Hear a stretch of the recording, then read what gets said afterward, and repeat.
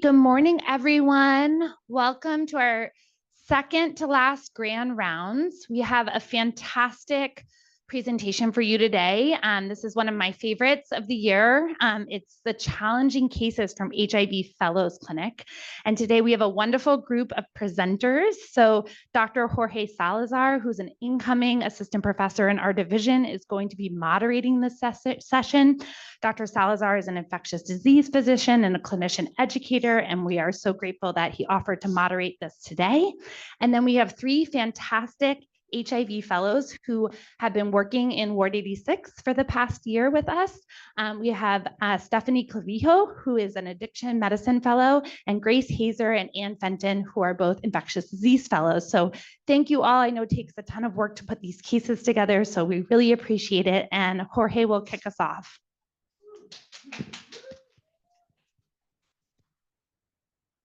All righty, good morning, everyone. And I just want to add, it's been such a pleasure to work with Anne, Grace, and Stephanie this year. And so we're very excited to share these cases. I'll be advancing the slides, so we'll go ahead and get started. We're going to discuss three cases from Fellows Clinic, starting with the first case, multidrug-resistant HIV with viremia. Second will be on Bictegravir resistance, and then the third case will be virologic failure on an INSTI-based regimen that is on an intensified salvage regimen. So we'll go ahead and start with the first case, and I'll turn it over to Anne. Okay, great.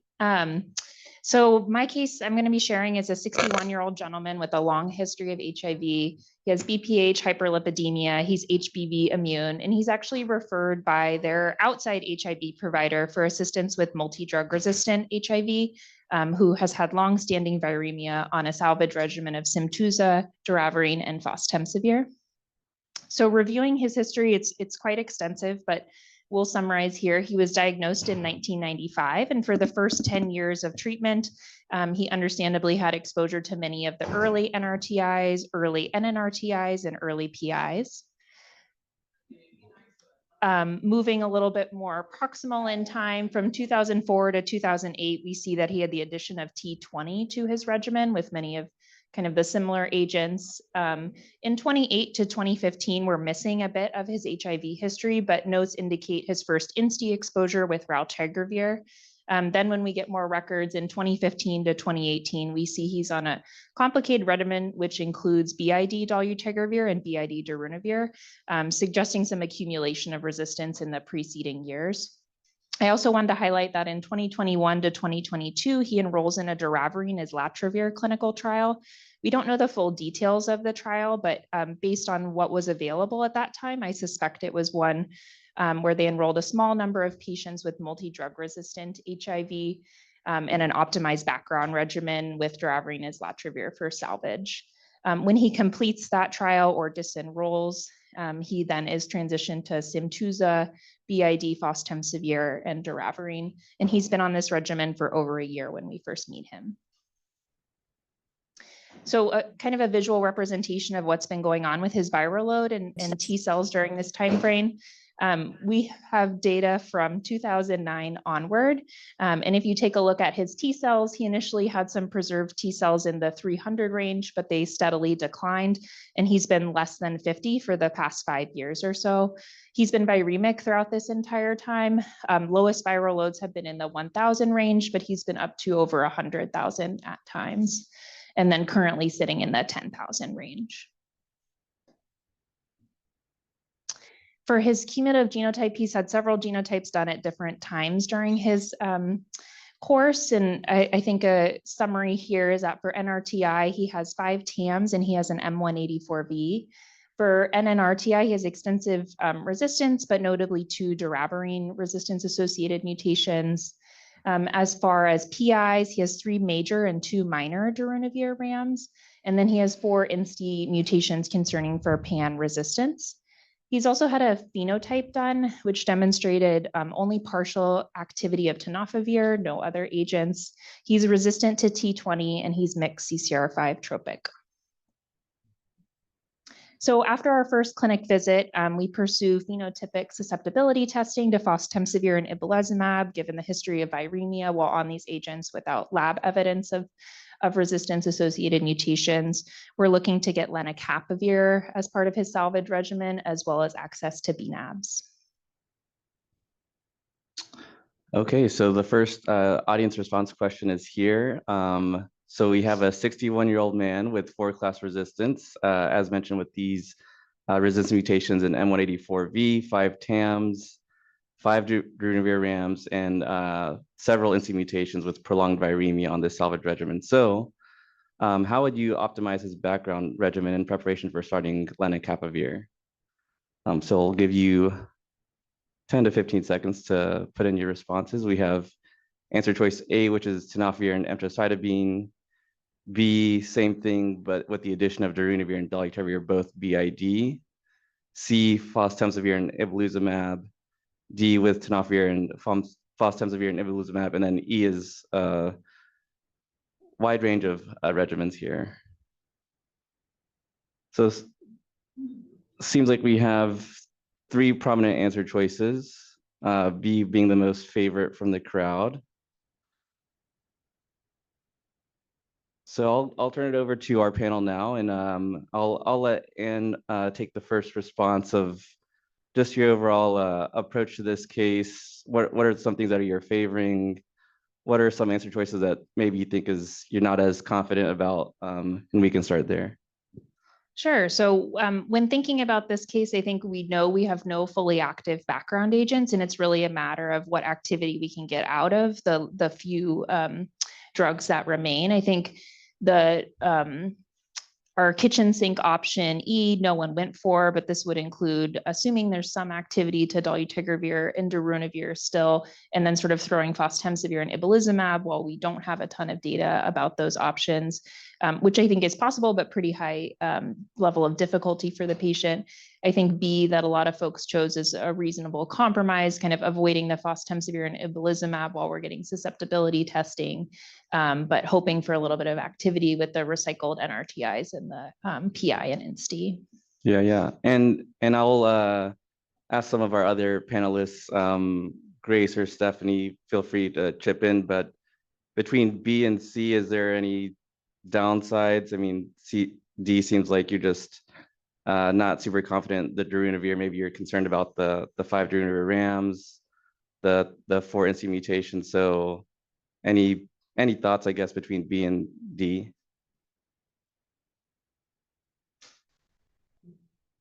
I guess remind me, he had fostemsavir exposure, but not ipilimumab. He's been exposed to both and has been viremic on both. Okay, exposed to both, viremic on both. Yeah, I think I sort of share Ann's thoughts with this, with knowing that we have, and I think Ann will get into this, some evidence for using darunavir and dolutegravir even when patients have resistance, and sometimes BID can recover some activity.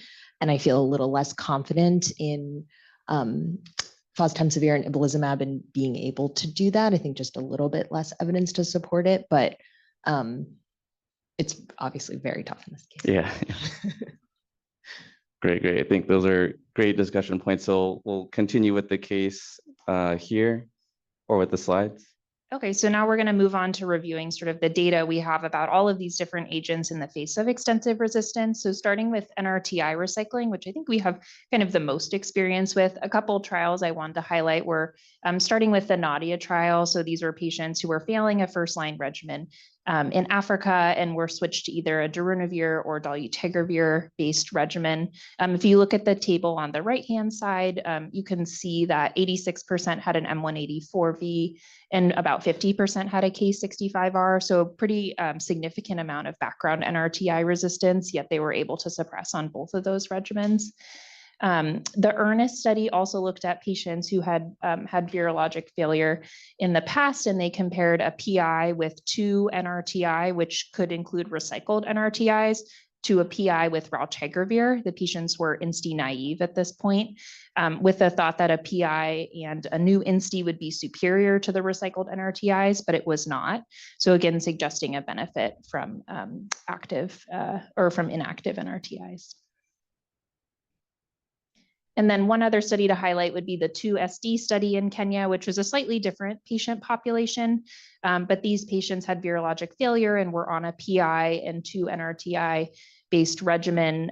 They were switched to dolutegravir with 2 NRTIs, which would include some recycling. And these patients did just as well on dolutegravir versus PI based regimen.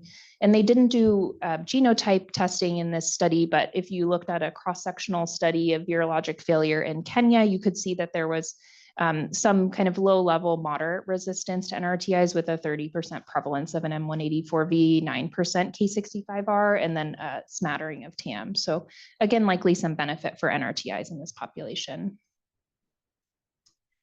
So what about darunavir? How does it do with RAMs? I think most of our data comes from the POWER 1 and 2 studies here. This was looking at BID darunavir in the face of darunavir RAMs with an optimized background regimen. There were a very small number of patients in this study that had 3 or more darunavir RAMs. If you look at the table on the right, 26% were able to attain virologic suppression with 3 or more darunavir RAMs, and then 33% had their viral load reduced by a log, again, suggesting some activity in the face of RAMs. A caveat here would be that they didn't classify major versus minor RAMs, and we don't have the details of really how many mutations these folks had, and our patient has 5 with 3 being major. So potentially a little activity there, at least at reducing the viral load. And then how about dolutegravir in the face of RAMs? Our best data, I think, here comes from Viking, which did look at the utility of BID dolutegravir in the face of INSTI mutations.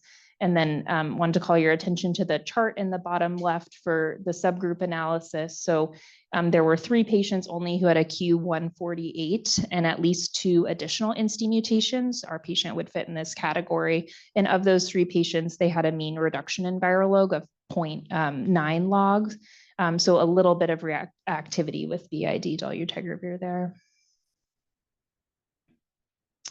And then looking at lenacapavir in the Capella study, what data do we have for patients who have no fully active agents in their optimized background regimen, like our patient would be? There were 12 patients in Capella enrolled who were similar to him.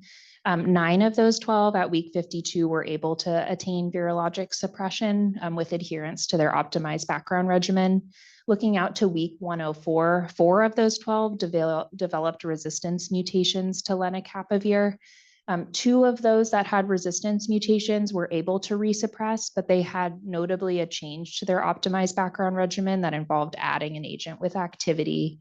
All of these patients were adherent to their optimized background regimen based on drug levels. So this suggests that there is some hope even without an optimized background regimen, but if you develop resistance to len, you're not going to be able to suppress unless you can adjust your background regimen. And then wondering about islatravir, since our patient had exposure to this agent. We don't know a ton about islatravir, at least with clinical data.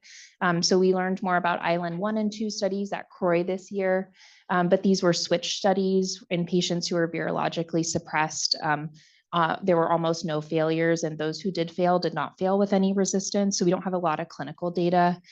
In vitro data suggests that M184V and I are the most impactful on islatravir susceptibility. And then TAMs have similar impact or less impact than they do on the NRTIs. So our patient with an M184V likely has reduced susceptibility to islatravir, though we don't know if it's all the way out. And then looking at ART in the pipeline and future options for patient like ours.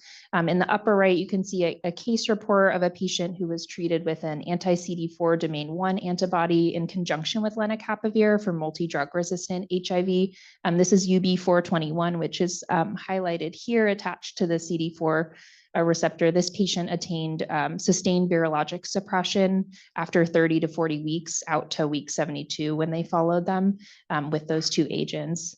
Additionally, here you can see TAB and ZAB, the BNABs, which we've seen used in conjunction with lenacapavir in suppressed patients. And then also looking on the right at VH184, which is a 3rd generation INSTI in development, which should continue to have activity in the face of dolutegravir mutations. So for this case, unfortunately, while we were trying to optimize his background regimen, he was admitted inpatient with progressive weakness and then developed disseminated VZV infection, resulting in ICU admission. This introduced additional challenges with crushed ART, tube feeds, and new anti-epileptic drugs and DDIs. Unfortunately, the phenotype assays for fostemsavir and ibalizumab demonstrated resistance. So he eventually was on BID dolutegravir and TAF FTC crushed while he was in the ICU. We were able to get lenacapavir inpatient with the oral load actually being initiated subcutaneously with the help of Gilead. And then BNABs were not available for compassionate use at that time. Unfortunately, while he was in the ICU, he had very poor neurologic recovery and was transitioned to comfort care and passed away. We did not get a viral load after lenacapavir initiation because it was a short interval. So I think the learning points for this case were that extensive resistance accumulates in patients who are highly adherent to their regimen while adding single agents to failing regimens. Lenacapavir can offer promise in the setting of inactive background agents, and there's an urgent need for ongoing development and access to investigational agents. Just want to thank everyone who's involved in this case, particularly this patient and his family, who are very lovely, and I wish that we could have helped them sooner. Thanks so much, Anne. That's a super challenging and tough case, and really appreciate all the thought you put into it, and really reviewing all the applicable data for this case and teaching us. So thank you so much. We'll move over to the next case. I think we'll save your questions and try to do them towards the end. All right, so moving over to case 2. We have Chris, who's a 53-year-old with HIV, untreated hep C, prediabetes, asthma, depression, and previously treated for latent TB, who was coming in for re-engagement of care. Next slide. So going through their HIV history, so this patient was diagnosed back in March 2020, so during COVID times, back at SF City Clinic. On diagnosis, his viral load was around 75,000 with a CD4 of 212, 24%. They were MSM, and they were started on Bictegravir FTC at the time of diagnosis. No OIs, and their initial genotype at the time was just notable for some NNRTI, RAMs of V179D, no INSTI mutations, and a PI, E35D and A71T. In terms of other labs that were notable, just going through their hep panel, they had hep C that was reactive with 2 million copies. Hep B was non-immune, and they had been exposed to hep A in the past. Next slide. And just going over their past medical and social history, I mentioned their medical history. They were just taking sertraline. Social history, they worked as a contractor and were living with their parents at that time. And they expressed that they did not intend to disclose their diagnosis to their family. So we felt that there might have been a component of stigma related to their diagnosis. And there was no substance use, and family history notable for diabetes. So I'm just going to take you through their treatment course and their time on Bictegravir FTC. Jorge, there might be animation, so I'll let you go. I'll let you know. So we already discussed about time of diagnosis back in March. And during that time, they were a daily adherent with their Bictegravir FTC. They switched their care over to Kaiser. And they weren't seen again until October of 2020. And I think animation here. Thank you. And just reminding everyone that this was during COVID and there was a lot of telehealth, and this patient had a lot of challenges like setting up telehealth to connect with their provider. But they remained suppressed on their Bictegravir FTC. And then around March 2021, so around a year later, the patient was out of care. So next animation. We didn't really see anything per chart review for the next 6 months. And it was noted in their chart that they were not taking Bictegravir FTC during the 6 months. And the patient had unfortunately lost their insurance. And they come back September 2021 back at SF City Clinic. Their viral load at that time was around 45,000. Their CD4 was 231. and they connected,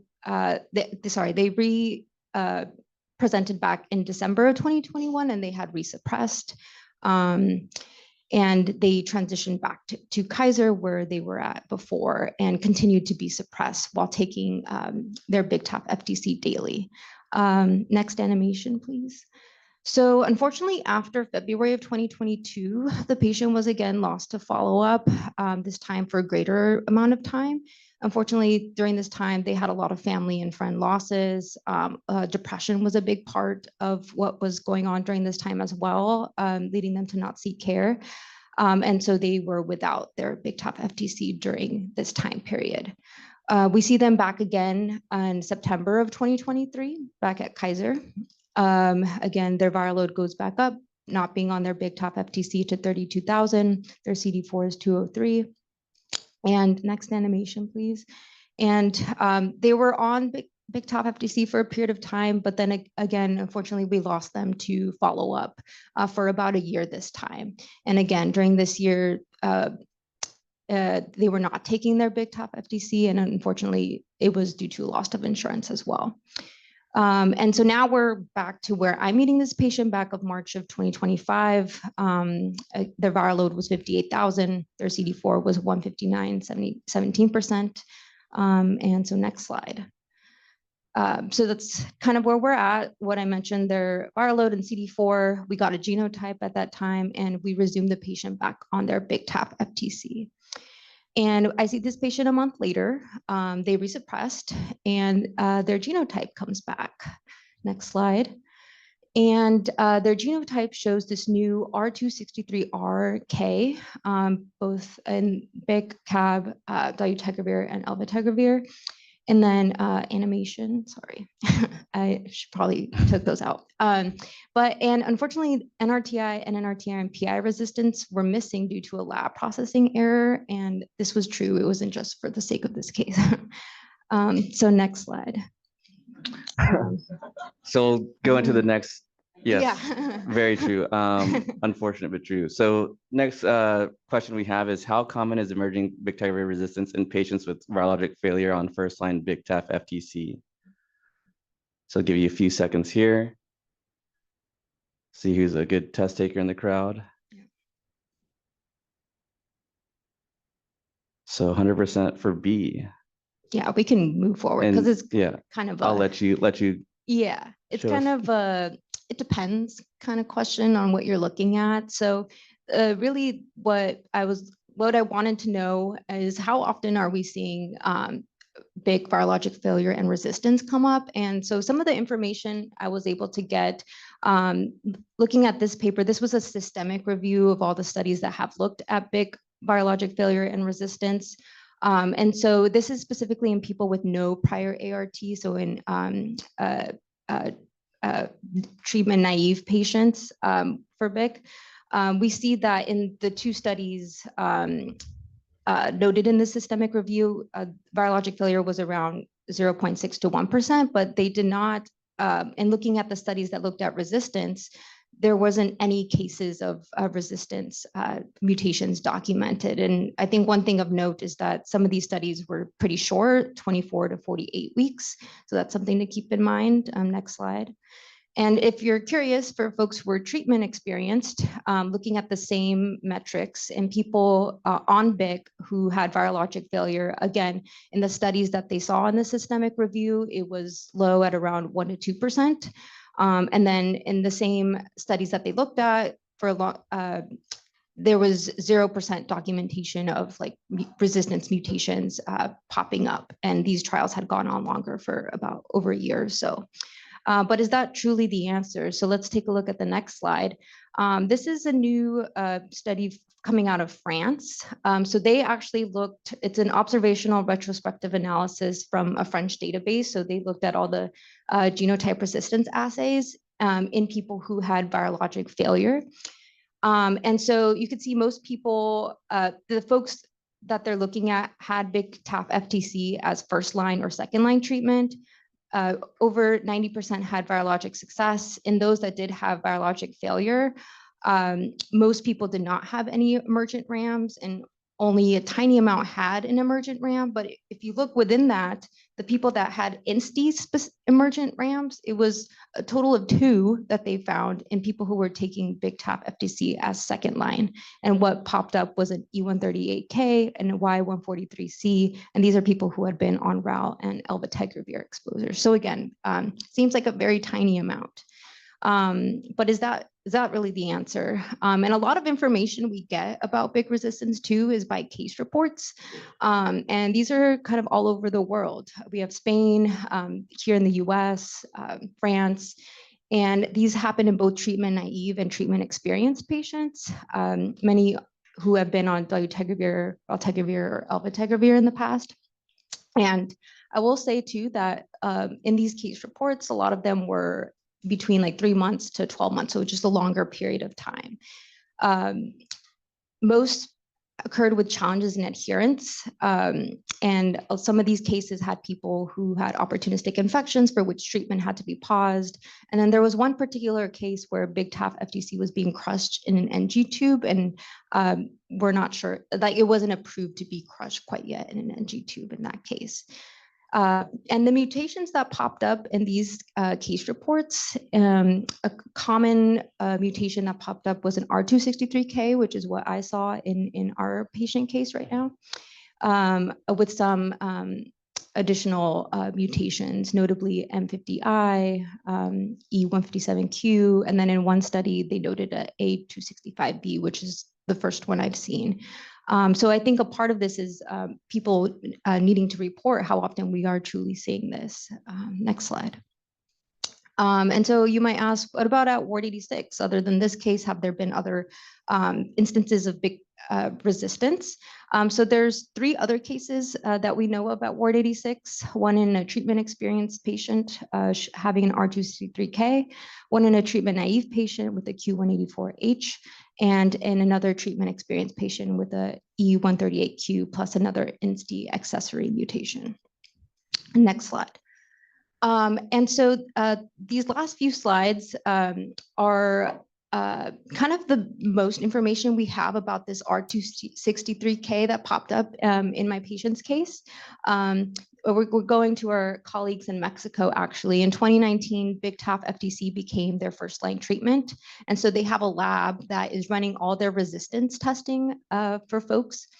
And so they were able to get a sample of 100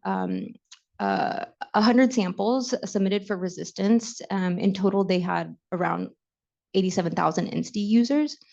And what they found from these samples is there were 80 with RAMs to INSTIs, but 20 with primary resistance mutations and 13 with secondary mutations. Next slide. I'll walk you through this, but basically the way they split up some of their information about these primary mutations is they had a cohort of people that had virologic failure with this mutation, the Q148H and plus the G140S. So I highlighted the 2 cases of BICTAF FTC where this mutation popped up in the context of virologic failure. I think things to note is that there were some associated INSTI RAMs, the E138K and then E138T in both cases. The time to failure, again, one case was up to 19 months and one case was around 2 months. The case with that had virologic failure at 2 months had prior dolutegravir and raltegravir resistance. So next slide. And now focusing on R263K, which is what presented in my patient, they also noted this mutation in people with virologic failure, 3 with dolutegravir and 4 with BIC. I think what they wanted to highlight was that there was a large failing time, so meaning that the time failure on people on BICTAF FTC was over 10 months for these 4 cases. So it took a while to get there. And people, when they did fail, they had lower viremias. And I will note that in this particular abstract presentation, R263K was noted in combination with M50I. I will just briefly quote or say that this is not entirely true for all cases where R263K presents, and we're not really too sure what to make of it. And all I know from the literature is that M50I is not something new. We've seen it in Bictegravir and dolutegravir, sometimes in people who are treatment naive. So I think there's still to learn about how this is playing a role in BIC specifically. And I will say, just to hit the point home about timing, the R263K mutation increased in frequency over time as they were collecting this data. And then some of you might be curious, well, what about non-INSTI mutations? So they did collect some of that information as well. So the cases, sorry, there's a lot going on in this chart, but in the cases where BIC was involved, notably there in the NRTI portion, there was no M184V present. There was a K103N for NNRTI in the 2 BIC cases, and then some PI assisted or associated RAMs as well. All right, next slide. Oh, sorry, this is my animations. You can keep going. Okay. So yeah, we'll turn over to the audience really quickly. So what is your next step in ART management? And remember, this is a middle-aged guy, treatment experience only with Bictegravir, had a couple of years of adherence challenges, restarted on Bictegravir, suppressed, but had the emergent R263K. So put in your answer choices, and then we'll turn over to Stephanie. So we have 100% for switching to Virologic FTC. Yeah, what are your thoughts, Stephanie, about that, as well as what do you think are some things that are just clearly wrong? And then I'll let someone else answer some other potentially suppressive agents. Yeah, so I think, having gone through the whirlwind of information about BIC resistance, I think when the one that I think I would move away from is B, just given that we saw that over time, even if it's not right now, people ended up developing resistance or virologic failure, to BIC. So I think I learned definitely to move away from that, even though, he did still suppress on it a month after I saw him. And oh yeah, and I mean, also we also were missing the NRTI genotype results, which we'd be interested in. But Grace or Ann, what do you think about C, D? I mean,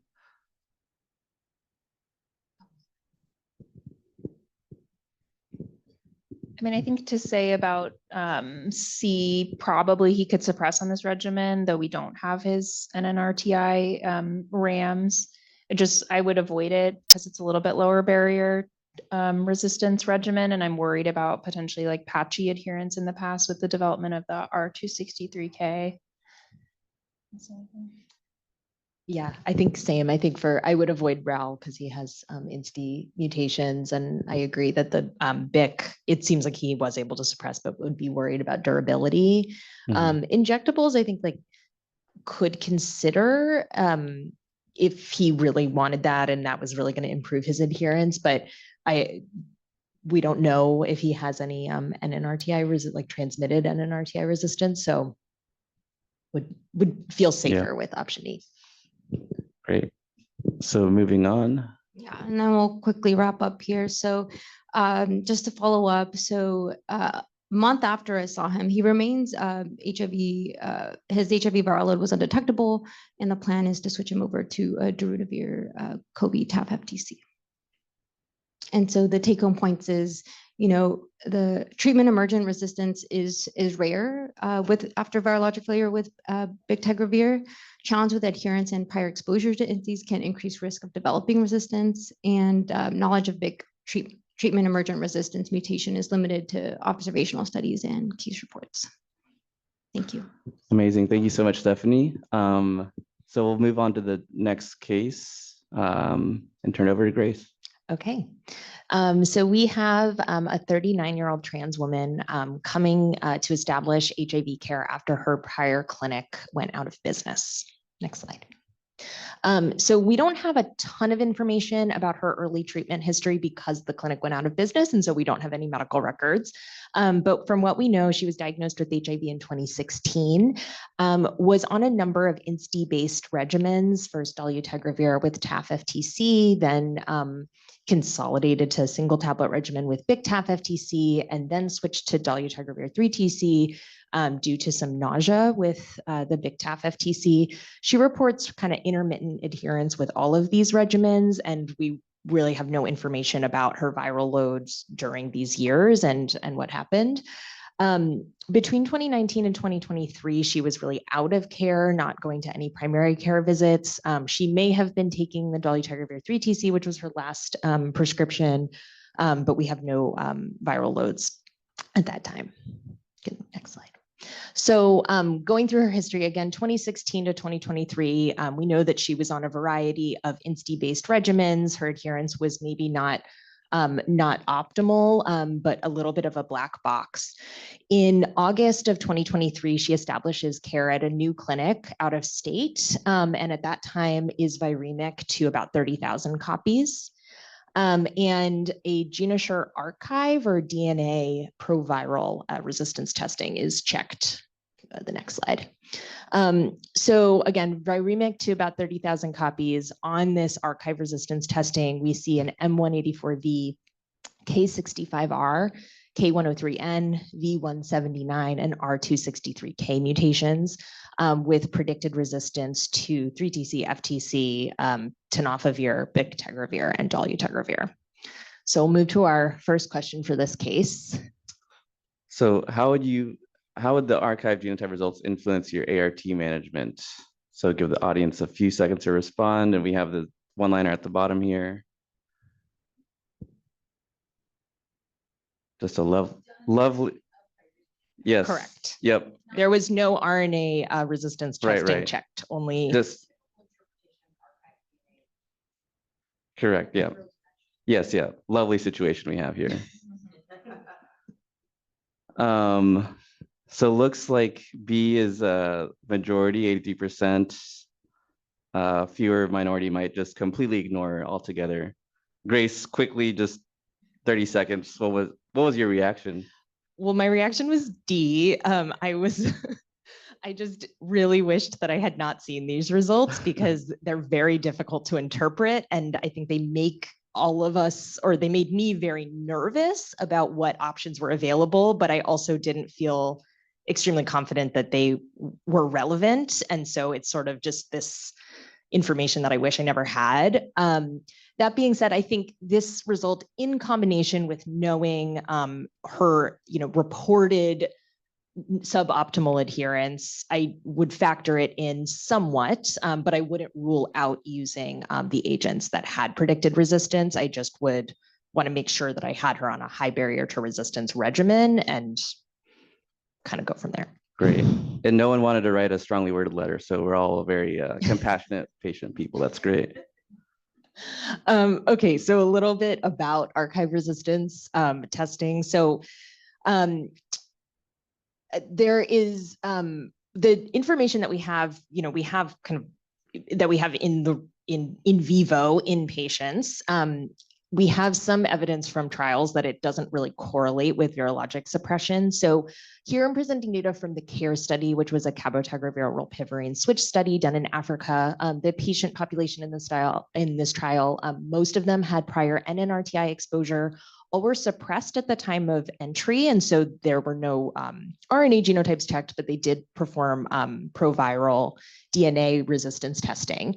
And notably, a large proportion, 10 to 15% of patients in the CARE study had significant cabotegravir and or rilpivirine resistance mutations detected on these genotypes.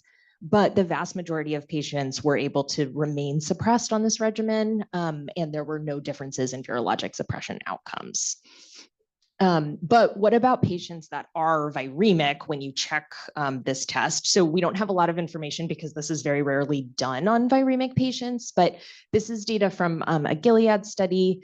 They looked at about 200 people with newly diagnosed HIV, and they collected RNA and DNA genotyping on them either at the time of HIV diagnosis or shortly thereafter. So all of the patients were viremic and ART naive. And then they looked at NRTI, NNRTI, and PI mutations. They didn't assess INSTI mutations. But I won't go through all of these graphs, but the important thing to see is that the blue and orange are DNA testing and the red is RNA testing. And we can see that while there is correlation for certain mutations where they were detected on both, for other mutations, they were detected on DNA genotyping, but not detected on RNA genotyping. And there were, so many were kind of more consistently, it was much more sensitive, but not seen in the actual genotyping of the virus. And importantly, there was no impact on virologic suppression for regardless of what regimen the patients were started on. So I think kind of data supporting that it doesn't correlate strongly with what happens in the real world when patients are taking ART. And then even if you compare it to RNA genotyping, probably gives you a lot of noise that is probably not clinically significant. So in this case, this patient at the second clinic that she was at, they felt a little bit differently about the RNA resistance testing than I think I do. And so she was put on a highly intensivized regimen that was INSTI and NRTI sparing due to the resistance mutations that were detected on the genotype with lenacapavir, darunavir, cobicistat, and doravirine. So she received her first injection in September of 2023. She presented back to care 6 months later. Her viral load at that time was 300, and she received a second dose of lenacapavir. 4 months after that, came back to the clinic, and her viral load at that time, 4 months after her second lenacapavir injection, was 25,000. She was maintained on this regimen and came back 4 months after that, so 8 months after her last Len injection, and was viremic to 14,000. And at that time, lenacapavir was denied by her insurance due to the late injection and the viremia on lenacapavir. Slide. So all of this, to me, the many months of viremia on lenacapavir was really concerning to me for the development of Len resistance. My suspicion is that the patient wasn't really taking her oral ART as her background regimen and was essentially on lenacapavir monotherapy. So Anne already talked about some data from the Capella study looking at the use of lenacapavir paired with an optimized oral background regimen for patients with drug resistance. And but I'm going to just focus on those that developed treatment emergent resistance to lenacapavir. So that was about 20% of the patients. And importantly, so of the 14 that developed lenacapavir mutations, all were on functional Len monotherapy, either due to non-adherence to their oral background regimen or because there were no fully active agents in their background regimen. 7 out of 14 were actually able to resuppress with continued lenacapavir with either improved adherence or adjustments to their oral background regimen. And then 7 out of 14 remained viremic, but notably they remained on functional Len monotherapy. So development of Len resistance can definitely happen in patients who are on Len monotherapy or functional monotherapy. But importantly, it does seem to have some activity if it's paired with other active agents. Okay, excellent. So at this point, the patient's, again, Len was denied by the insurance, and so it was dropped from her regimen, and she was maintained on darunavir and doravirine. She actually did suppress on this regimen for the first time in several years. In January 2025, her viral load was 140. She then moved from out of state to San Francisco and established care at Ward 86 in February of 2025. At that point, her viral load was about 2,000. So again, viral load 2,000 when she came here, and we checked an RNA genotype, and it detected several NNRTI mutations, notably a K103N and a Y188L, with predicted resistance to doravirine and rilpivirine. There were no darunavir or INSTI or NRTI mutations detected. So a little bit about doravirine resistance. This table is summarizing data from the Drive Forward and Drive Ahead studies, 2 doravirine studies out to 192 weeks. Among the patients who failed and had resistance testing available, these were the mutations that were detected. And if anyone wants them, we have a doravirine contact card that I'm happy to share. And so importantly for this case, Y188L was seen in 1 patient who failed with doravirine resistance. A little bit challenging to interpret because we do see that it's much less common than a lot of the other resistance mutations. So V106, for instance, was seen in many of the patients who failed. So I think that doravirine resistance in this case is certainly possible, but potentially still has some activity. Okay, so I believe this is our last question. What regimen would you switch to? 39-year-old with adherence challenges on NC regimens, prior virologic failure. He was intensified, now viremic on darunavir with DOR and an updated RNA genotype.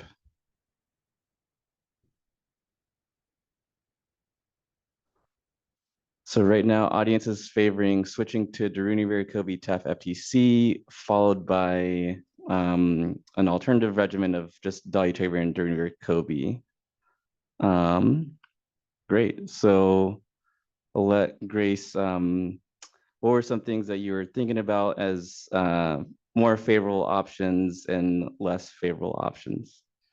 Yeah, so thinking about prior regimens that she was on and what she might be resistant to, what is going to be active was of course paramount, but also thinking about for this patient who has challenges with adherence, trying to give her as simple of a regimen as possible. And so that pushed me more towards trying to find something that's a single tablet regimen.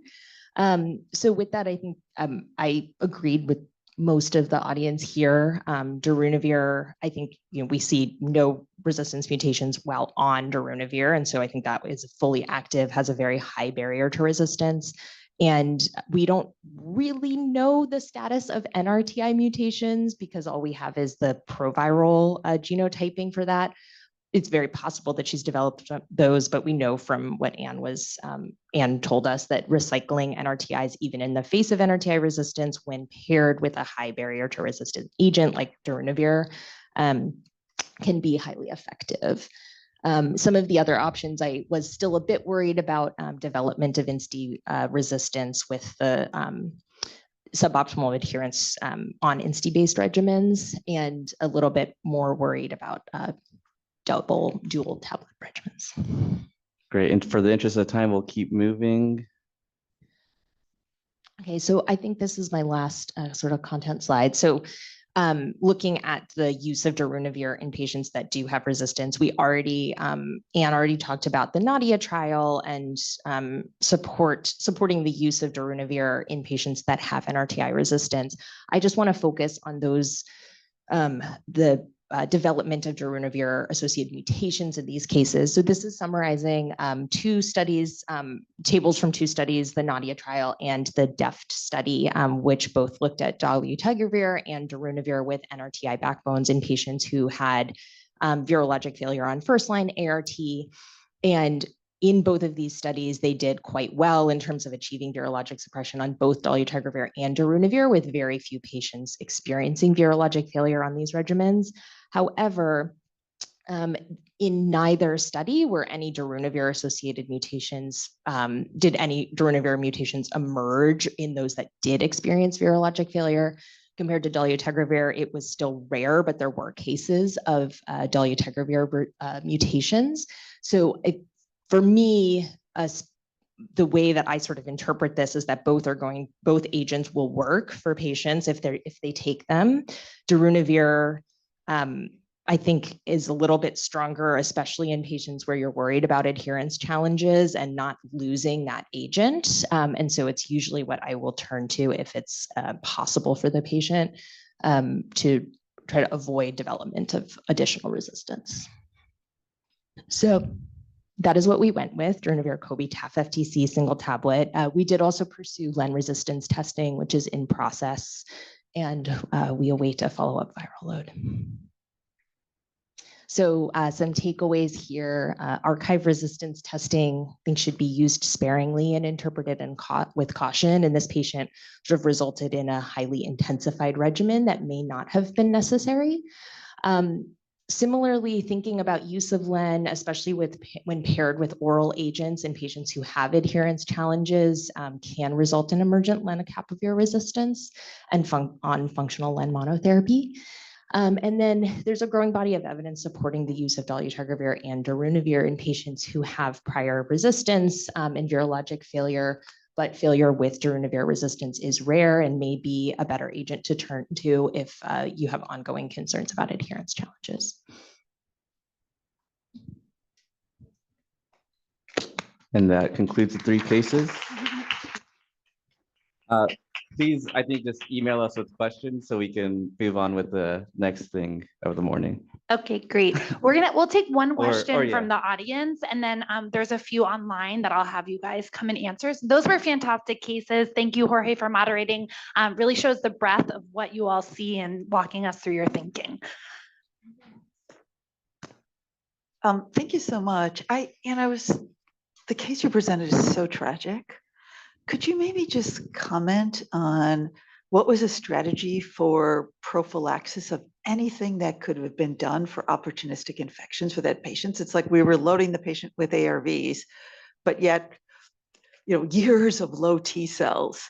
I mean, one approach is just to do massive prophylaxis, either at the same time, and I realize it's pill burden, but what were the thoughts about that with that patient? This patient actually is sort of unique in that he was extremely adherent to whatever complicated regimen he was given. So he was not only on PJP, toxo prophylaxis, he was also on azithro. Yeah, you bring up a good point about sort of antiviral prophylaxis in the setting of someone who's been viremic for that long, since he did passive BZV.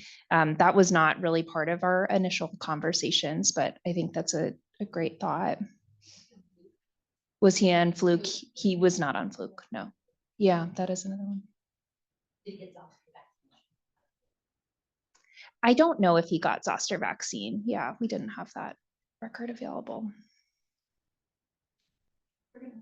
Okay, thanks.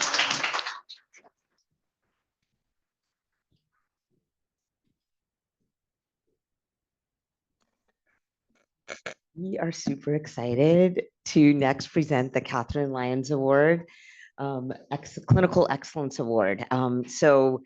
We have some Catherine Lyons winners in the audience, but essentially Catherine Lyons had dedicated over 25 years to advancing HIV here at Ward 86 globally. She is a nurse practitioner and clinical professor and really worked very tirelessly at Ward 86 and also worked on international efforts and PEPFAR. And we have dedicated this award to her.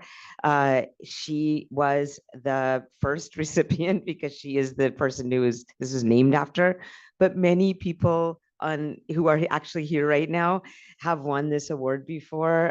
Established in 2014, Dion Jones is here in the audience, and Clarissa Espina-Noel, Val Robb, Mary Lawrence Hicks, John Friend, Alicia Aziz, and last year this was won by Jan Oscarson. And Mary Lawrence is here, I think, as well. Yes. So Jan is going to come up and present the award. And where are you, Jan? Okay, I can't see you because of this. Yes. Such a nice banner. Hello, everybody. It is my, I even made like a notes. So taking in the room from this angle. Very nice. It's my distinct honor to say a few words about an exceptional colleague whose dedication and compassion have profoundly impacted the lives of many. Henrietta Jones, who is the 2025 recipient of the Catherine Lyons Clinical Excellence in Nursing Award. Oh, there we go.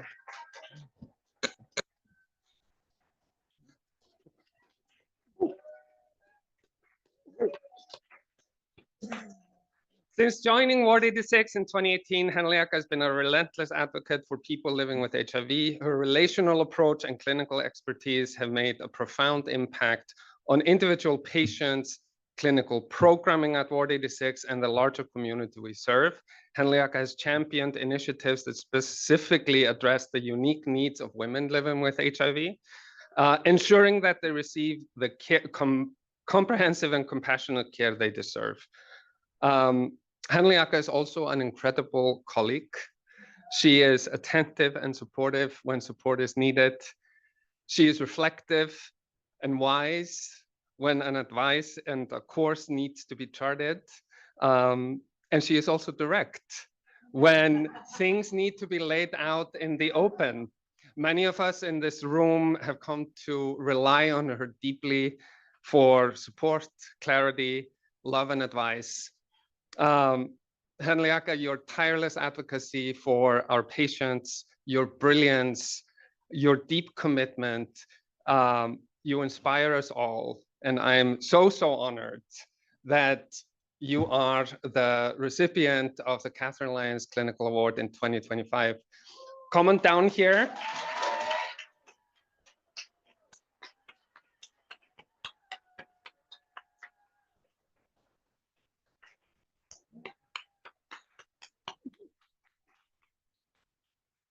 We're gonna come here.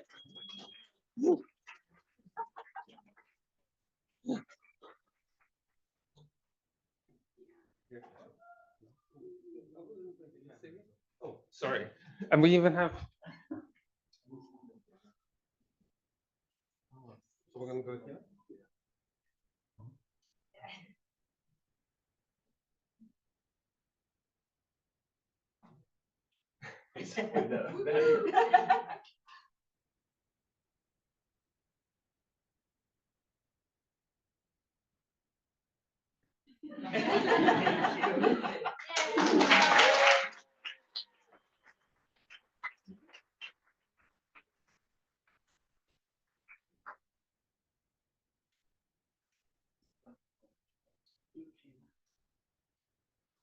Thank you, everyone.